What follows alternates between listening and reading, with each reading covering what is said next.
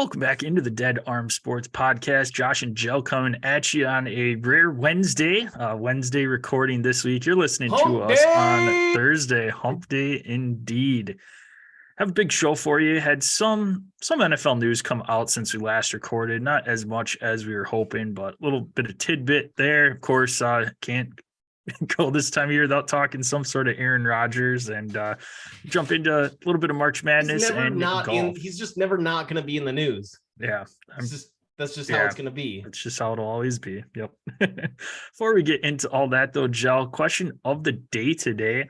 Had the World Baseball Classic wrap up yesterday evening. Japan with a thrilling 3-2 win over the United States. Japan ended up going undefeated in this. Never lost. Had an epic battle. I'll let you get into it in a little bit here. Trout and Shohei Ohtani to end the game there. But I guess, do you think that this is the right time of year to have this tournament? It was going on during March Madness, so you're competing with that. Granted, most of the games were not during the actual ones. It was a little bit later on in the evening. But we had some big injuries come out. You had Mets closer Edwin Diaz go down with what was it? Patella tendon or something? Yeah, I know it was.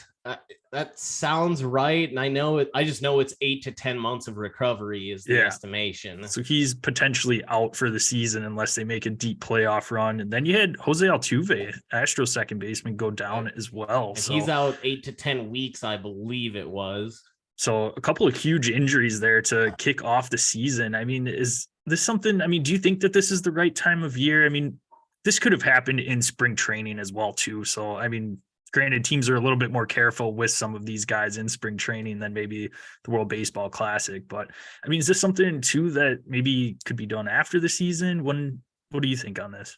See, ultimately, I don't have a problem with the timing. If it's done right after the World Series, I mean, everybody, or at least most of these players, they would have already been off. At least anybody that plays in the MLB, most of them have been off for a month, at least a couple of weeks.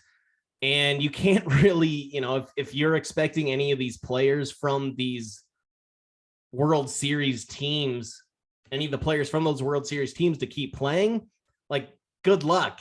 That's almost like the Pro Bowl, Pro Bowl, Super Bowl rule. So I think it's the fine time. It's a fine time. It's during spring training when everybody is getting ready for the season. Yeah, it sucks for those couple of injuries, but all things considered, I mean, we've seen some of these freak injuries before. I mean, Edwin Diaz, we're not going to, it's not like that's a regular occurring thing in terms of, celebrating and injuring himself. Right. Not since Martin Gramatica have we seen something like that. So that poor Gramatica, that pretty much ended his career. Yeah. On that Gramatica. not so much anymore. No. And then the Altuve thing. I mean, he's out the first 2 months of the season. You always see you always see a few of those every spring training where, hey, somebody's going to miss the first couple of months. They strained their X, Y, or Z, and, they're going to miss a little bit of time. I just think you can't put it right after the World Series because you're going to miss out on players that can participate. You're going to have players that have been off for a month. They're not going to want to spend that next month, like, after their 162 game season, gearing themselves up for the World Baseball Classic.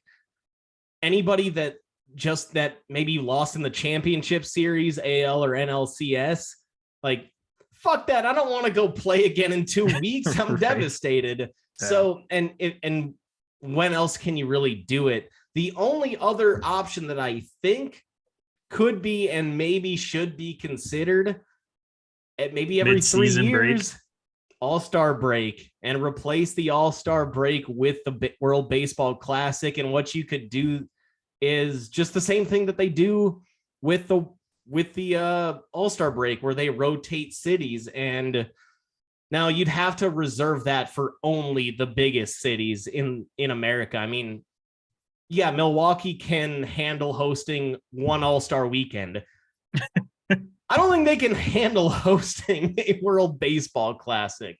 The other thing you'd have to obviously consider with that is, I mean, you'd have to change up the schedule entirely. You might end up having to play 140 games that season or something, or 152 instead of 162, and maybe less in spring training to 3 weeks instead of 4 or something. So there'd be a lot of thought into that. But ultimately, I think this is the right time to do it. It also, you bring up the fact that it's during March Madness.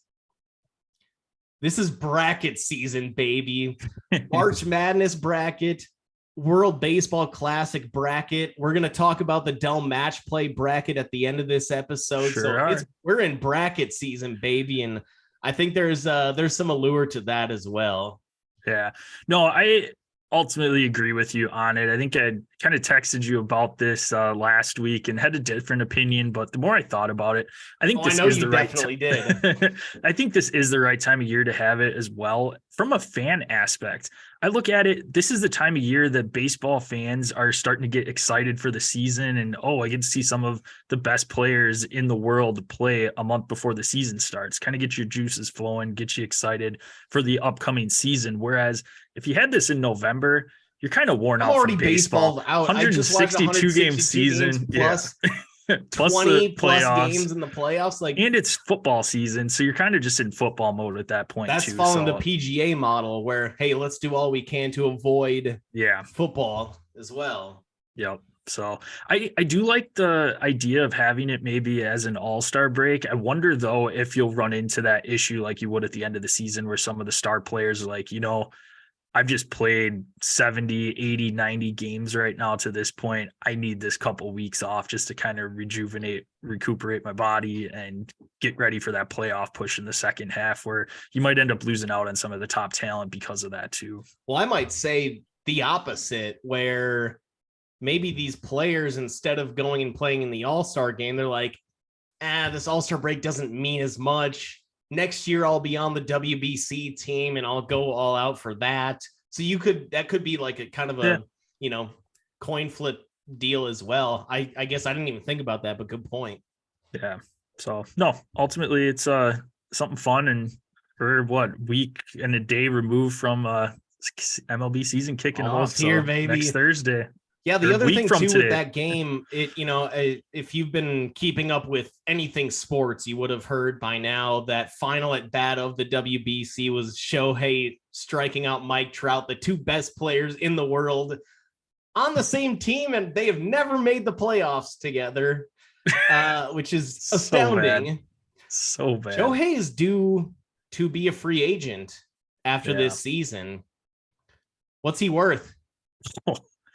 I mean, he's got to be north. We could be talking about him being worth $275 million as a pitcher and $275 million as a hitter. Is he worth a $500 million contract? When we're talking about one player, just given his production, he's hitting 40 bombs. He's got an ERA under 3, and he's striking people out.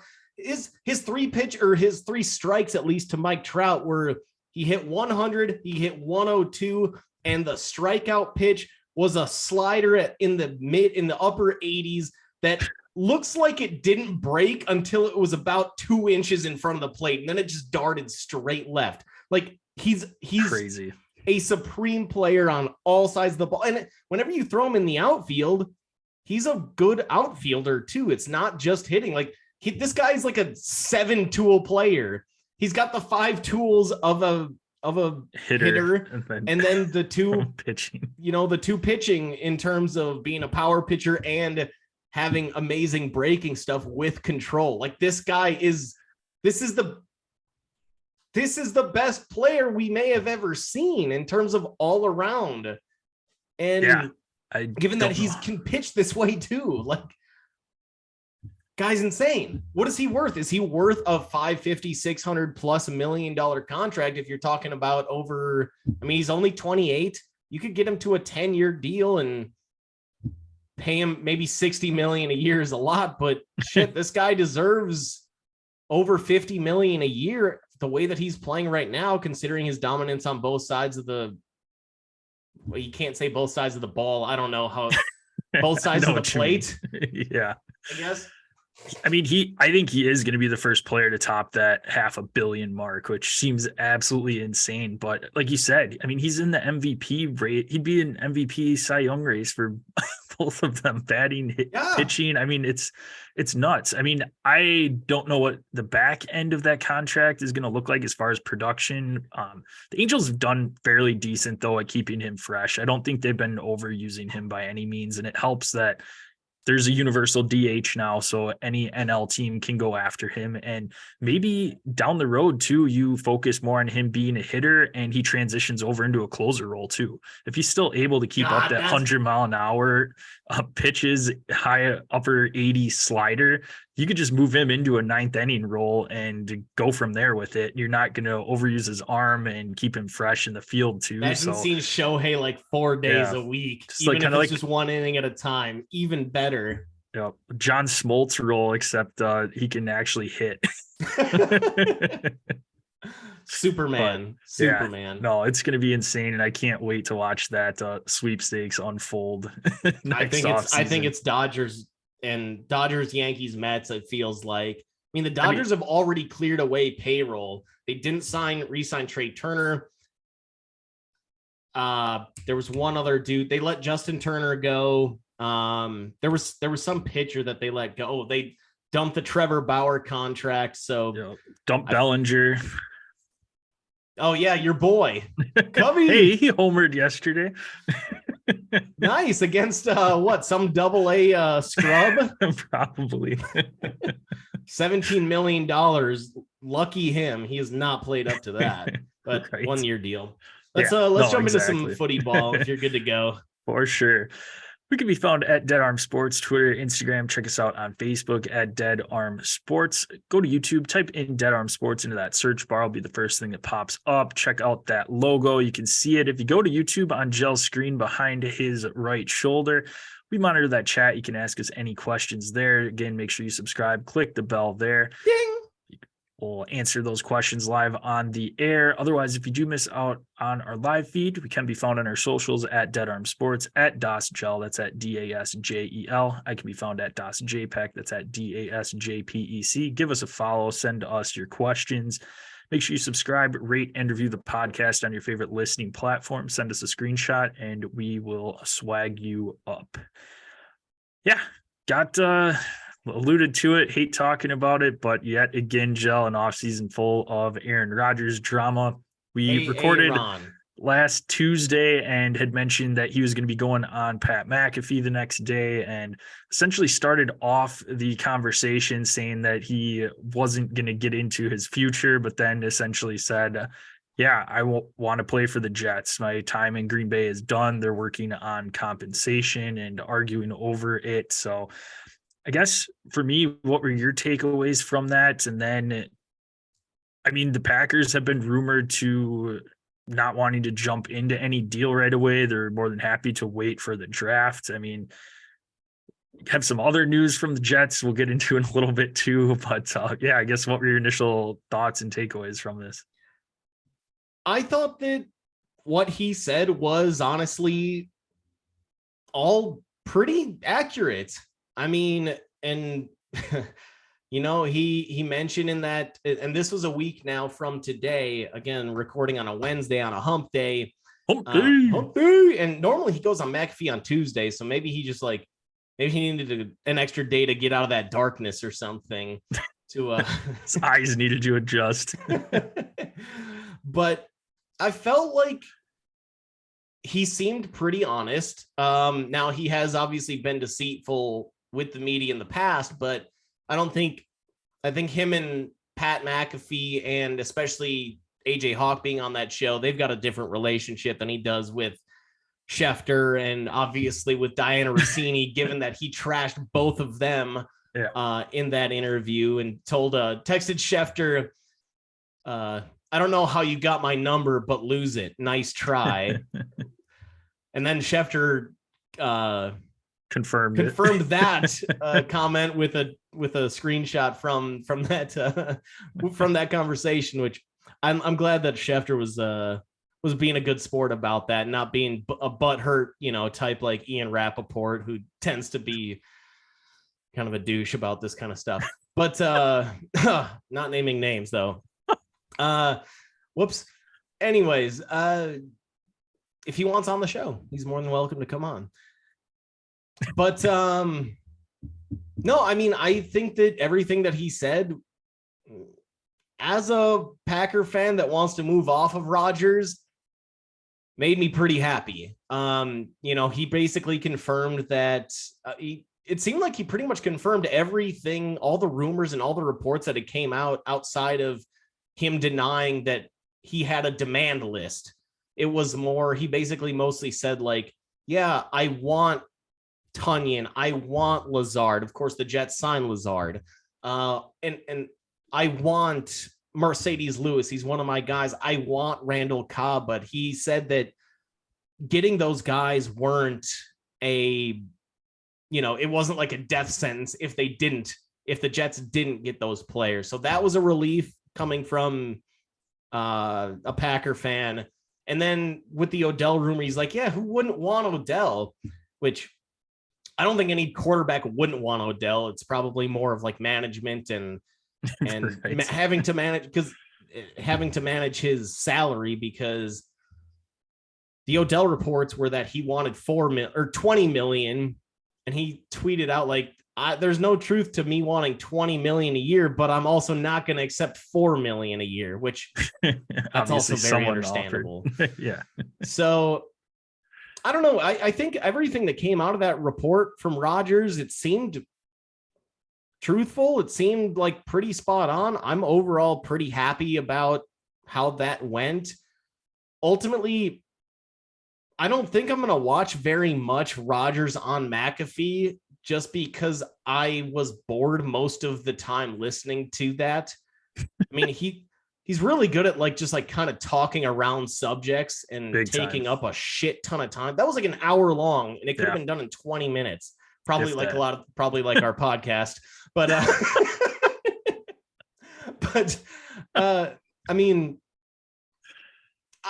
but ultimately I think I got what I wanted. If it's coming down to compensation, and that's ultimately what the issue is, because it's pretty clear that the Packers, I mean, both publicly have said, yeah, we want to move on. Mark Murphy, the president of the Packers, said we want to move on unless things don't go in our favor, which obviously means they want to move on. The Jets have made it known they want in on Rodgers. Nathaniel Hackett's there and everything. So, and Lazard, like I said, had been signed to that 4-year, $44 million deal. So they're all in. It comes down to compensation. What do you think that compensation ultimately should look like? And what do you think it will look like? Yeah, I can see why they're arguing over it right now. I mean, it's been rumored that the Packers want multiple first-round picks for him, and it sounds like that's kind of where the hang-up is at.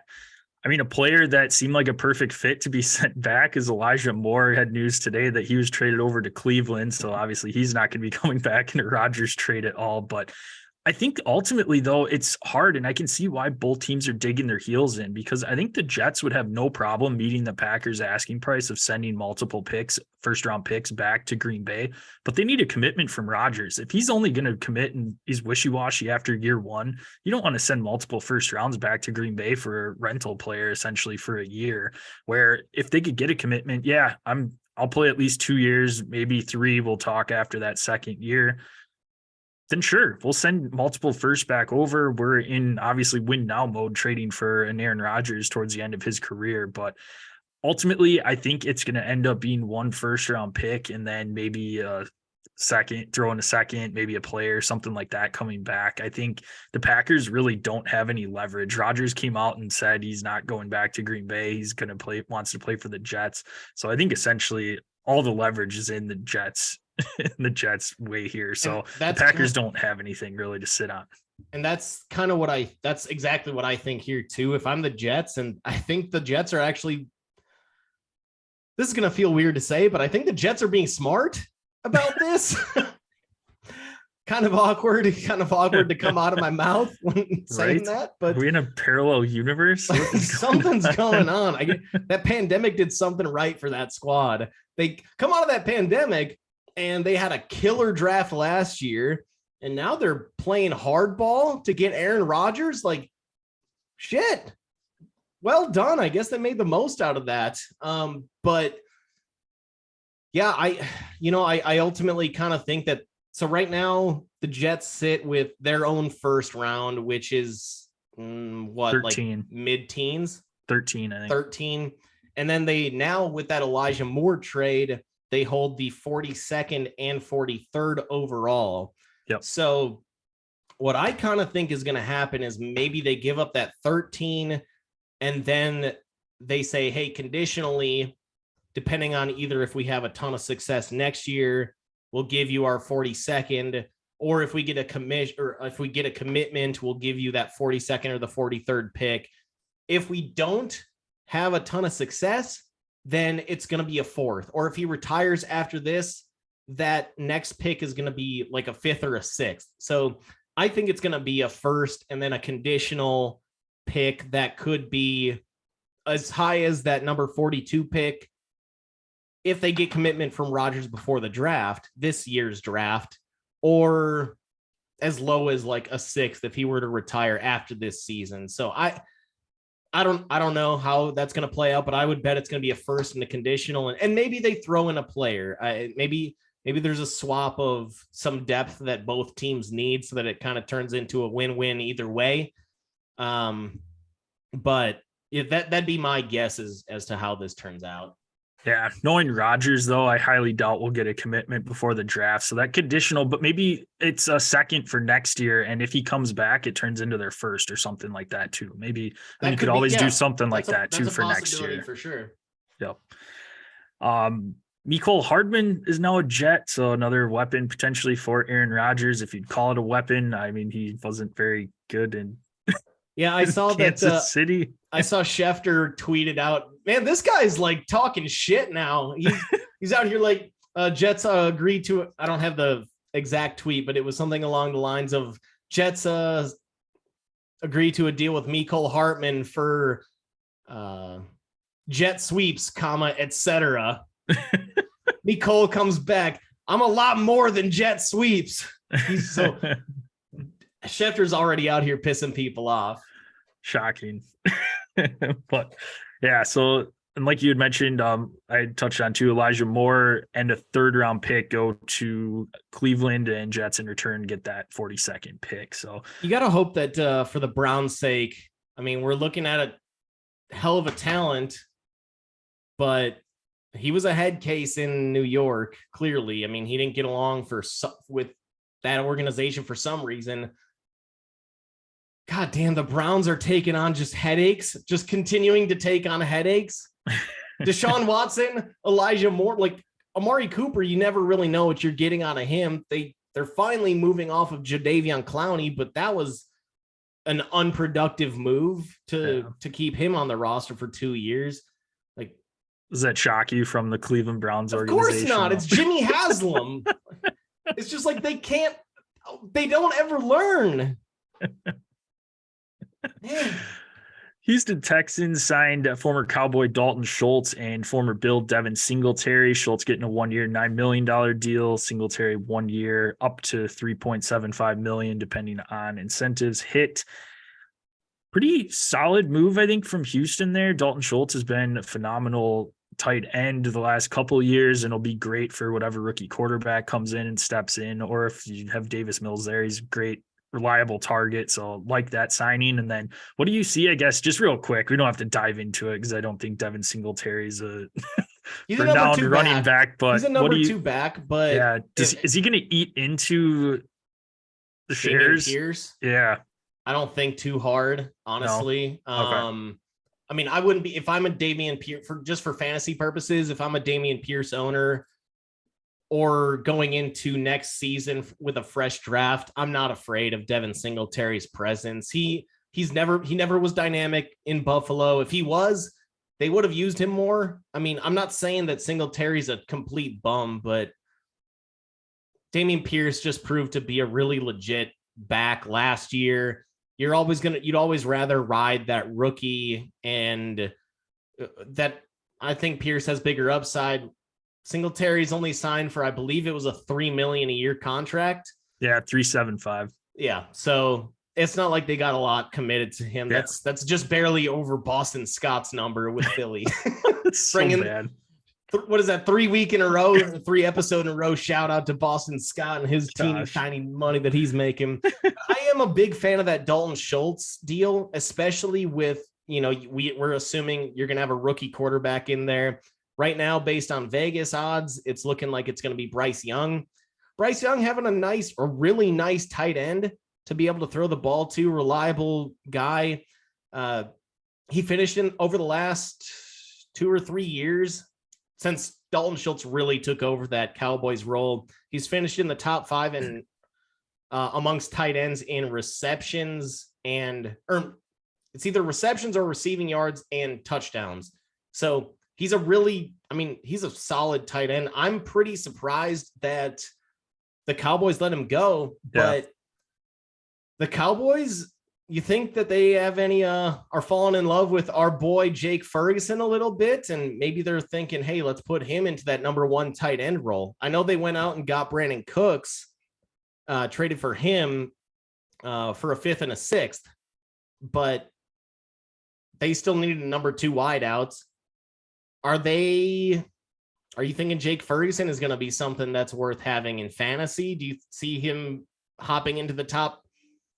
Every team needs a starting tight end. You see him popping into that top 12, top 15. I'll let you know May 1st after the draft. That answer. But no, Jake Ferguson, obviously we got a really good look at him from his days at the University of Wisconsin. Barry Alvarez's grandson, but he's a solid receiving tight end. And obviously that has worked really well in Dallas. Dak Prescott likes targeting that tight end position. So if he does go into the start of the season as their starting tight end, they don't end up drafting any big names in the first couple rounds, then yeah, I think I'm in on him as a flyer. I mean, I'm drafting someone else in case it doesn't pan out, but I think he could definitely be productive. We've obviously seen a lot of success from that tight end position throughout the years, whether it was Jason Witten back in the early days there of much Dak. Better tight end than Monday Night Football announcer. Correct. Blake Jarwin was relevant for a little bit before he had his injuries, and then obviously Dalton Schultz too. So Jake Ferguson could definitely step up and be the next Cowboys tight end that is relevant. I think it'd be interesting if they replace Dalton Schultz with Dalton Kincaid, tight end out of Utah with that number 26 pick. Yeah, that could be. And they Michael had Mayer. Andy Dalton. So recently, they just love that name. Yeah, apparently you have to have a Dalton on the team. Apparently, you'd mentioned Brandon Cooks. Any thoughts there, Jel? I mean, he's on his 31 out of 32 NFL teams so far. Well, this is the first time that he hasn't been traded for a first rounder. I feel like he went from. I don't even was he drafted by the Saints? Saints to New England, New England to the Rams, I believe. And then the Rams to the Texans. Texans. I doubt that was for a first, but if Bill O'Brien was still there, it might have been. That guy was willing to throw out just it was like he was throwing out draft picks like it was freaking parade candy. It's like, who you get he knew he wasn't going to be around. You get a pick. Then we got news too. Speaking of Cowboys, quick cut Zeke and Tony Pollard's going to be, at least right now, their starting running back heading into the season. But think Bijan and any rumor mill there. I know it's been a hot landing spot for him potentially. Jerry likes his first round running backs and high profile guys. So, and it was Texas, by the way, it was a second for Cooks and a fourth. Okay. That's not too bad. They got 2.5 years out of him or whatever. Did you mentioned Bijan? Yeah. You think he's going to be there at 26? I don't know. I think that's the wild card. I mean, if he is though, I don't know how the Cowboys. I mean, but then what do like you I do said, with Tony Pollard and his $10.9 million franchise tag? I mean, you can't have a first round running back who's going to be making, I mean, at least, you know, you want to hang on to that guy for, you're going to have to hang on to him for the first, assuming you pick up his 5th-year option. That's 5 years. What do you do with Pollard? And you do just a straight split backfield for year 1 and then let Pollard go and turn the reins over to Bijan? If you're maybe you Dallas, trade Pollard. Maybe you tagged him thinking that, well, I tag don't and know what's trade going to type be of deal. available in the first round, but if he Who's going to falls, I don't take know. on, who wants Tony Pollard Yeah. for 11 million though? I mean, it's one thing when he knows your scheme, but who at this point is running back after free agency is still thinking, oh God, we're still short on running backs. Yeah. You better have figured that out during this time when there were guys like David Montgomery, Devin Singletary. Again, these are B running backs, but serviceable, very, but like, especially Montgomery over the last 2 years, very good backs, or a very good back. And I just don't think there's any team coming out of free agency screaming, we need a back, unless it's a team like Buffalo. But I don't think they can even afford a Tony Pollard, given all the contracts they have on the books right now between Diggs, Josh Allen, their 2 safeties, Von Miller.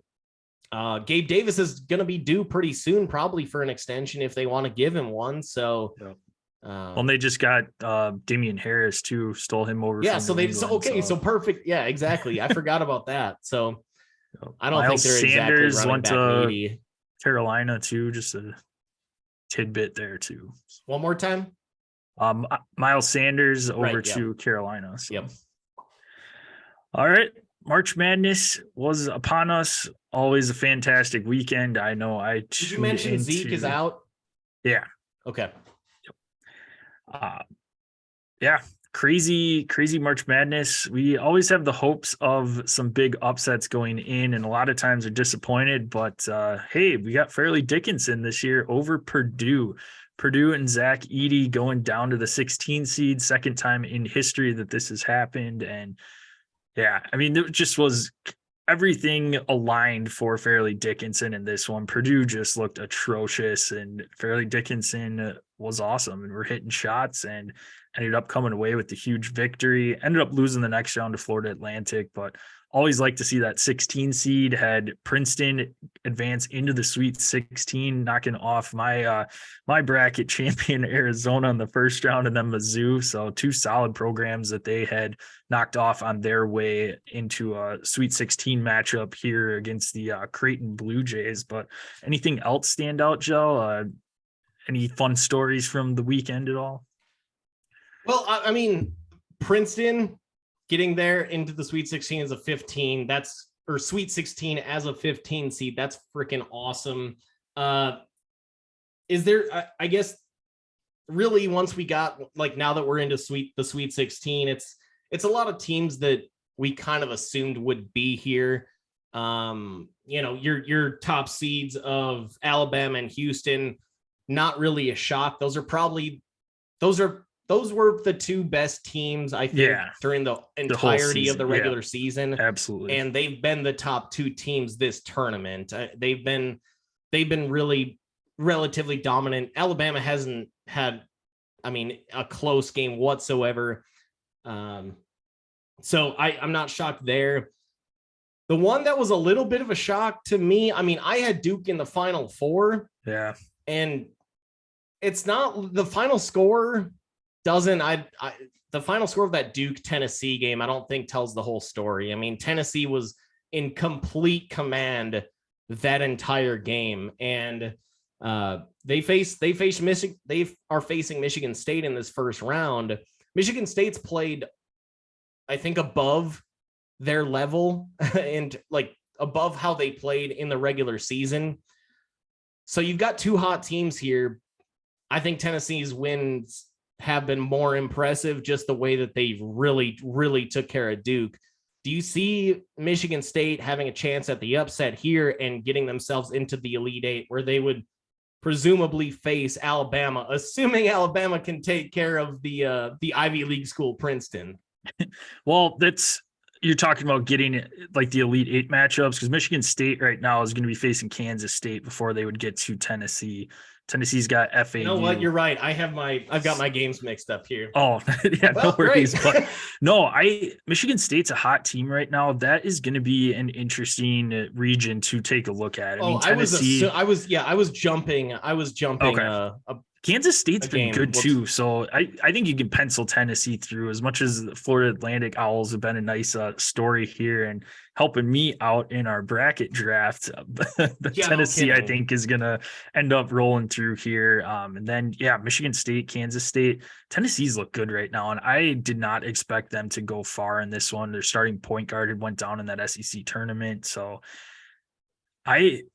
I think they've got to be the favorite right now to come out of this. I would love to see a Tennessee-Kansas State matchup, though. Kansas State has looked awesome, knocked off Kentucky in a close one this last Sunday. And yeah, that should be fun. Bama, I think, up in that South. I mean, Alabama, the three remaining teams of the South: San Diego State, Creighton, and Princeton. So not the powerhouses. If they don't take care of business here, like.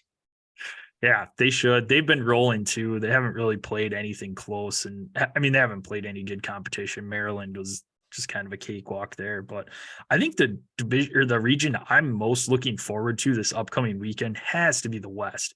Arkansas just knocked off Kansas. Granted, Kansas didn't have Bill Self there. UConn is absolutely rolling right now and looking like they could be trouble and maybe even a Final Four team. And then you've got the Gonzaga UCLA matchup that's just going to be epic and just so much fun to watch. So I am going to be tuned into that one for sure. And it's going to be just unbelievable basketball in those two games in the West. Yeah, I know that you mentioned UConn. That was the one pick that you made that I mentioned on here that I was pretty damn jealous of. And I said, I think that they could make a Final Four or title game run, and they're playing like it. So good for UConn. I like seeing, some of these storied programs, like not like Duke so much or Kansas, but UConn's had their years where they've been awesome. And it's good to see them back because they went through a ton of shit in terms of like academic violations and recruiting violations, which at this point, recruiting violations are non-existent. So unless I'd assume unless you like threaten a kid, like you better come or else. Right. But no, it's good to see them there. And I'm honestly not surprised whatsoever by UConn going down. The other team or the other number 4 seed that went down, Indiana, went down to Miami. And even though Miami's got that big that hasn't that he's been injured, that it was like, their number 1 big. And there was some concern going into the tournament. Hey, could they lose to Drake?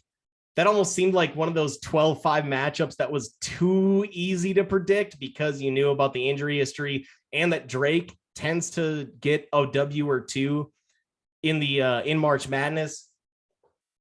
Miami rolled. And I think them versus Houston, I mean, I get that Houston's been balling out hard, but I think that's going to be a really, really good matchup this upcoming weekend for that Sweet 16 matchup. Yeah, no, absolutely. And I like that you mentioned the Miami Drake matchup because historically we've seen that 5-12 upset every year. It's the most likely upset to happen.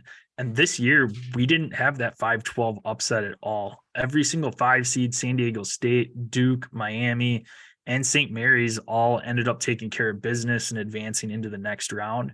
And the only other grouping that we didn't see any upsets with was that 3-14 matchup. Baylor, Kansas State, Gonzaga, and Xavier all advanced. But other than that, 8-9 matchup, there was at least one 9 seed that won. 7-10, there was a 10 seed that won. 6-11, 11 seed won. And we even again saw get upset against a 15 and that 16 against 1. So there's a lot of upsets that happened in that first round and just made it a lot of fun and made a lot of people want to rip up the bracket right away. I certainly did on Saturday morning. Once I was out on Duke and Kansas, both out to my Final Four teams. Do you think, okay, really just real quick, I mean, do you think the transfer portal and NIL has a really big deal to is playing a major part in these upsets? Absolutely. Because we're seeing now we're seeing transfers all over the place. Your teams like Kansas, which typically, you know, you're going to have your core guys there for 2-3 years. Maybe one of your guys that you were relying on to be a core guy there through his senior season, it's like, I'm not getting the playing time I want. I'm dipping out. I'm going to go play for maybe down the road and go play for Kansas State. I don't have any specific example of that, but you get what I'm saying. I think that could be playing a major part in seeing some of these upsets. Now, Fairleigh Dickinson, I don't think anybody's transferring out of Purdue to go play at Fairleigh Dickinson. No, but you see my point here, where that transfer portal can weaken some teams and can strengthen some of the lower ranked teams and we're going to probably be seeing that going forward.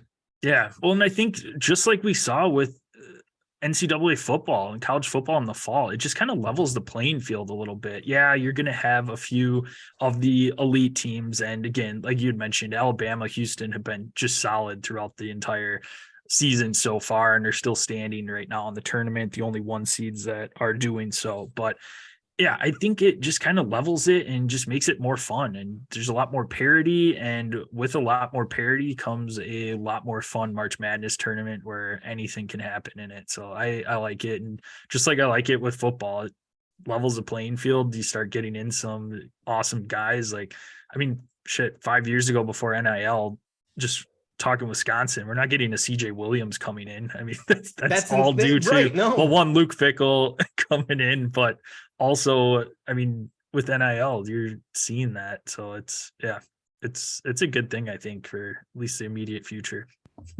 And we'll see how much this changes once there's actual regulations on this, which I think are going to end up coming down, but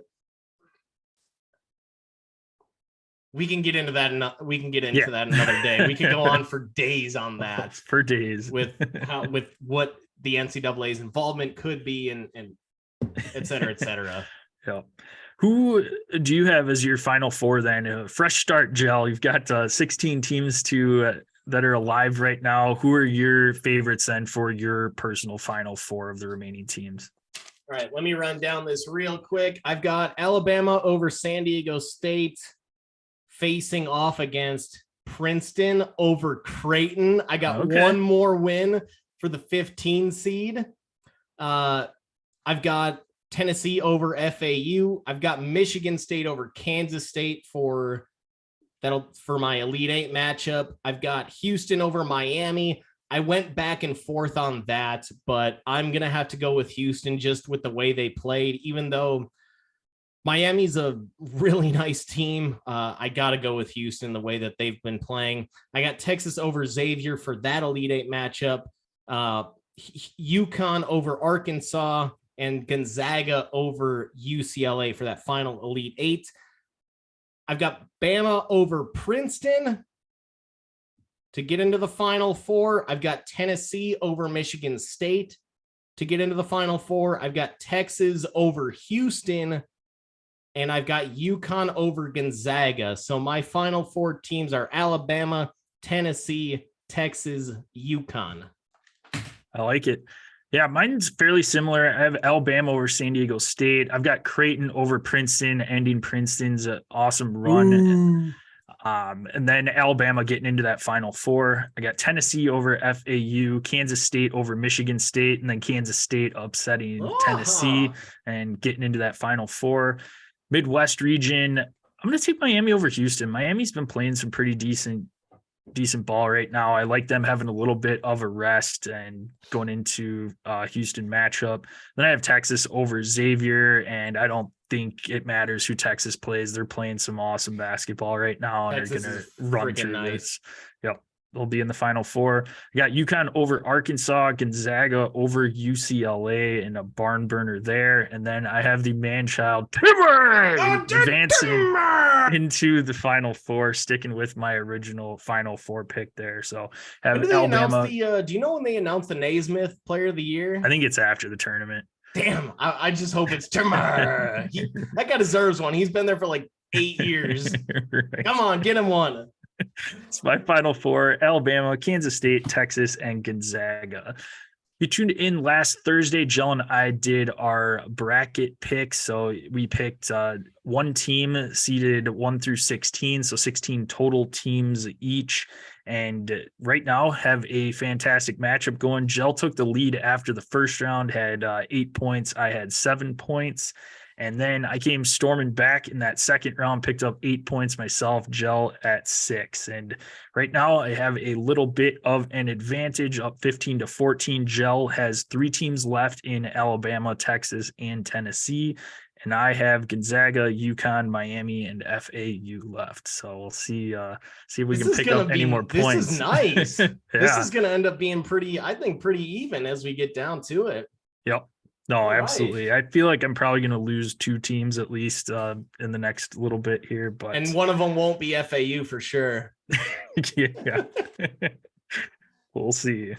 I'm happy to have Alabama and Texas. Those are my 1 and 2. Those teams are hot. Those two are riding.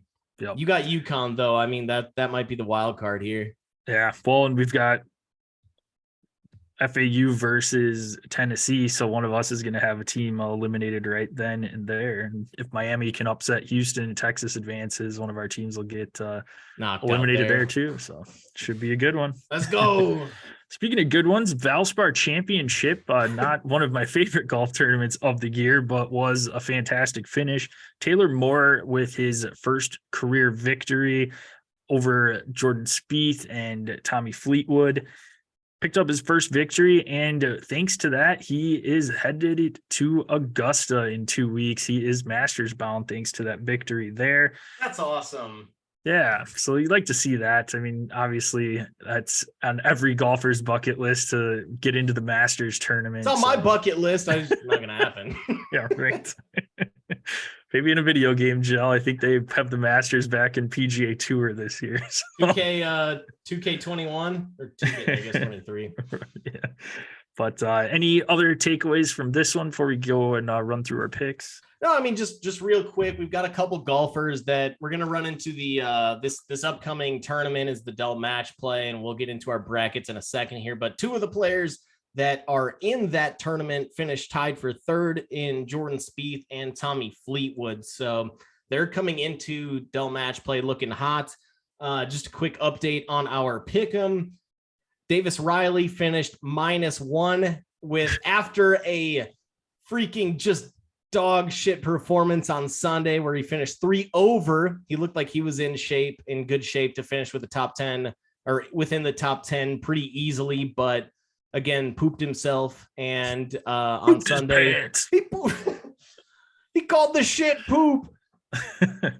And Josh's pick, Justin Rose, finishing T36 with a +1 finish. So I gained 2 strokes there on Big J on the week.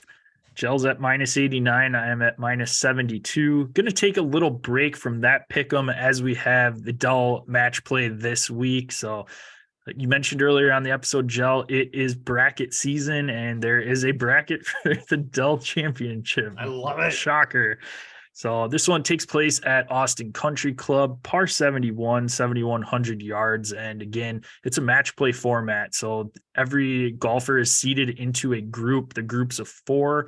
They play each person in their group once, and whoever has the best record after those 3 matches gets to advance into the bracket from there. And just a awesome tournament. Again, I had mentioned last week, I think this is my favorite tournament outside of the majors of the year. I just like the match play format, and this course is awesome too. It's such a fun course, especially that back 9 to watch on TV. You got the par 5 12 downhill. You got the river and the bridge in the background behind the green. And then the following hole, hole 13, was watching. The pros were just making it look like a par 3 today. It's a 307 yard. At least it was playing 307 today. And they're just throwing darts at the pin with their driver. I mean, Jordan Spieth, I think, knocked it within like 8 feet, and guys are just hitting it onto the green over the water. I mean, it's literally, you have to carry a pond 300 yards in order to hit the green on this. So huge risk reward hole. You see some guys hooking it into the water, just because they're going balls drop deep the club, and trying to smoke it. Because it doesn't matter if you hit it in the water. Whoop-de-doo, you may have lost one hole. It's worth the risk for to match go for play. it. Yeah, for match play. Yep. Right. Yeah. If this was normal stroke play, you wouldn't see guys doing that more than likely all day. Yeah. But no, any other tidbits from you on this? I don't know. Did you grab any favorites for this one? I mean, obviously they're all seeded 1 through I 64, didn't, so. just because I don't know what kind of odds even are out there for something like this. I didn't even look at that, but I do have my bracket in front of me if we want to run through that. Just a quick note to any of you listeners that aren't following us on Twitter. You can find our brackets. We took photos of our brackets and posted them on our page. As Josh mentioned at the beginning of the episode, at Dead Arm Sports is the main page, at DASJPEC, Das JPEC is his personal page. Mine is at Das JEL, Das Jel, where we posted our photos of our brackets on there. So if you want to take a look at those, if you want a photo, go ahead, but let's do this audibly. Audibly. There we go. Audacity. Yeah. So why don't we run through? Let's start with the top left region, Jel. Why don't you run through your picks and who your final 4 golfer is, and we'll just kind of keep moving down the bracket. Yeah, so I've got advancing into the Sweet 16, Scotty Scheffler. He's going to be over Tom Kim, Alex Noren, and Davis Riley. I've got Tommy Fleetwood in advancing from the next group. I've got Jason Day in a little bit of an upset over Colin Morikawa in that group.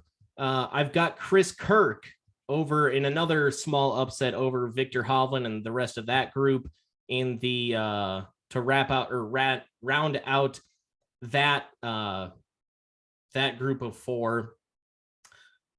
Going on to the next region, I've got Max Homa, who's been just mad hot lately. I've got Taylor Montgomery coming out of a group including Jordan Spieth and Shane Lowry. I've got Seamus Power coming out of a group with Sam Burns and Adam Scott. And I got Patrick Cantley, the favorite out of his group, advancing into the next group. This is going to be kind of hard to do. I don't know. I don't know if this is easy to follow at all. Yeah. Well, yeah, just run through your Sweet 16, then we'll get it down to 8. All right, let's do that. Sweet 16 is, so yeah, Scotty Scheffler, Tommy Fleetwood, Jason Day, Chris Kirk, Max Homa, Taylor Montgomery, Seamus Power, and Patrick Cantley. On the other side of the bracket, John Rahm, Sepp Straka, Kurt Kitayama, Will Zalatoris. If you saw some of his play today, that looks like a mistake. Xander Schauffele, Sahith Theegala, and Terrell Hatton, and Rory. That'll round out my top 16, my Sweet 16. I like it. We have quite a few of the same ones here. I've got Scheffler, Fleetwood, and Day in those first 3 matchups, and then I'm rocking Big Dick Vic to advance out of his grouping. Kevin Kisner, who lost to Big Bird today in his first round matchup. Hideki Matsuyama was wearing the brightest yellow pants I've ever seen in my entire life, but Kisner took him the distance, lost by 1, so we'll see if he can bounce back. Ended up in the final last year. He loves match play, so that's why I ended up advancing him out of that first grouping. Next grouping, I got Jordan Spieth, I got Seamus Powers, Patrick Cantley to round out that side of the bracket.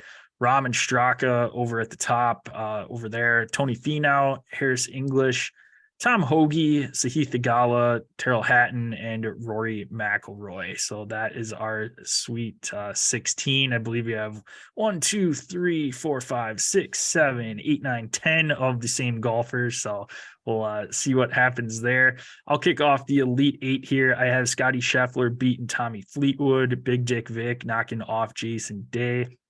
Jordan Spieth has been on a roll, have him knocking off Kevin Kisner, and Seamus Power advancing over Patrick Cantlay. On the other side, I have John Rahm beating Sepp Straka, Tony Finau beating Harris English, Tom Hoagie over Sahith Theegala, and Terrell Hatton over Rory McIlroy, which is looking like a terrible pick because Terrell Hatton got his ass kicked today. Oh, man. Terrell Hatton and Will Zalatoris. Two guys in my Elite Eight. I'll run this down left to right. Scotty Scheffler advancing over Tommy Fleetwood. Chris Kirk over Jason Day. Max Homa over Taylor Montgomery. I went back and forth on that. I do like what I'm seeing out of Taylor Montgomery this year, but had to go with the hot hand and Homa. How about that for some alliteration? Patrick Cantlay advancing as well in the Elite Eight. I've got John Rahm over Sepp Straka, Will Zally, over Kurt Katsuyama. I've got Theegala moving on over Xander Schauffele, and your boy, Terrell Hatton, coming out of the Elite Eight. We got the Final Four. Moving on to the Final Four. Texas's own Scotty Scheffler and Patrick Cantlay facing off on one side of the bracket. John Rahm and Terrell Hatton facing off on the other side. Both those picks look bad. Yes. I also have Scotty Scheffler, John Rahm, Terrell Hatton, and the only difference, I do have Jordan Spieth, familiar with this course, Texas boy Another himself. Texan, yeah. Playing some phenomenal golf, so have him. In the finals, I have Scotty Scheffler knocking off Jordan Spieth and Terrell Hatton knocking off John Rahm to set up Scheffler versus Hatton, and Scotty Scheffler winning it all. I've got Patrick Cantlay beating Scheffler, and I've got John Rahm beating Terrell Hatton, with Patrick Cantlay ultimately being the winner, and my third place finisher, Scotty Scheffler over Terrell Hatton. Nice. I like it. I did not put my third place down, but I have Spieth and Rahm, and take Spieth. Spieth is your third place. There you go. Yes. Well, yeah, you kind of have to. Yeah. John Rahm looked like shit today. Yeah, no, it should be fun. Again, this format, first 3 days, Wednesday, Thursday, Friday, are all these group play matchups. Winners advance to play 36 holes on Saturday, essentially, and 36 on Sunday. So 2 matches each day on Saturday and Sunday. So badass. Yes, absolutely fun to watch. Mixed in with, of course, some more Sweet 16 and Elite 8 matchups this weekend. We'll be back with you next week to recap those, but do have a fun episode for you tomorrow. Going to have some NFL tidbits and go through and tier off each NFL team. So we'll let you know the state of your franchise tomorrow on the episode. So tune in. We can be found at Dead Arm Sports, Twitter, Instagram. Check us out on Facebook at Dead Arm Sports, YouTube, Dead Arm Sports, that search bar. Subscribe, click the bell there. That way you know when our live episodes drop. We monitor the chat. Ask us any questions there. If you miss out there, you can ask us questions on our socials. Tweet, Instagram us at Dead Arm Sports, at DOS Gel, at DOS JPEG. We'll be sure to answer your question, or if we like it and think we could have a good convo from it, we will have it on the next podcast and give you a shout out as well. So more incentive to send us in some questions. Subscribe, rate, and review the podcast on your favorite listening platform. Send us a screenshot and we will get you some swag. What are those platforms, Joe? Find us on Apple Podcasts, Spotify, iHeartRadio, and Google Pods. Make sure to subscribe, rate, and review on whatever your chosen listening platform is. Send us a screenshot of that written review. Free swag coming your way once you hit us up in the DMs with that screenshot of that written review. Make sure to also find us on YouTube, as previously mentioned. And yeah, make sure to subscribe, hit that bell so that you get your notifications. Ding. And one last reminder, you have to find us on Twitter for our picks. It's the easiest way. It's the easiest way to find us, to be able to visually see what we're doing here. Going to be a lot easier to follow our actual picks there. So, yeah, I guess, make sure you do that and give us any feedback on Twitter as well. Any comments on any tweets that you send over, we're going to be seeing them. We'll be replying on them as long as they're not too slanderous. And but we're also here for the shit talking. So find us there and make it a fun time. Absolutely. Again, appreciate everybody out there tuning in. Make sure you tell someone you know, help us spread the word, get you even more content going. That'll wrap it up. Close her out, Jill. As Oprah would put it, your bracket's busted. Your bracket's busted. Your bracket's busted. Everybody's bracket is busted.